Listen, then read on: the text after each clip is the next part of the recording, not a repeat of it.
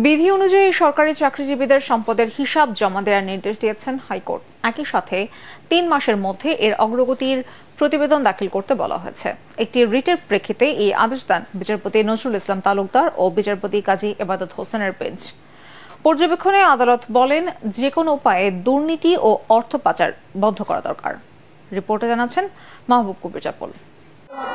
শীর্ষ সরকারি কর্মকর্তাদের দুর্নীতির খবরে ক্ষুব্ধ দেশের মানুষ।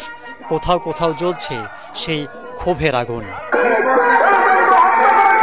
সরকারি কর্মচারী আইনে বলা আছে, চাকরিতে যোগদানের সময় সম্পদ বিবরণী দাখিল করতে হবে এবং ৫ বছর পর পর জমা দিতে হবে সম্পদের হিসেব। কিন্তু আইন কাগজে আছে, বাস্তবায়ন নেই। এই সুযোগে এক শ্রেণীর অসাধু চাকরিজীবী সম্পদের পাহাড় গড়ছেন বলে অভিযোগ আছে। প্রতি বছর তাদের সম্পদের হিসেব জমা দেয়া বাধ্যতামূলক করতে রিট করেন হাইকোর্টের এক আইনজীবী। শুনানি শেষে আদেশ দেন বিচারক।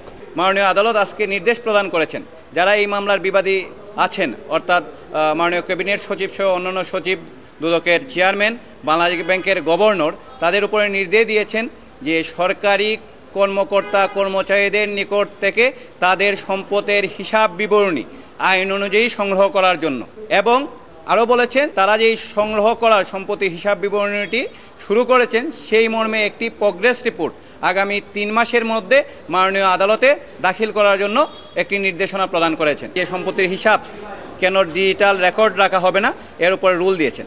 শুনানির সময় পর্যবেক্ষণে হাইকোর্ট বলেন, দেশের উন্নয়ন বাধাগ্রস্ত করছে দুর্নীতি।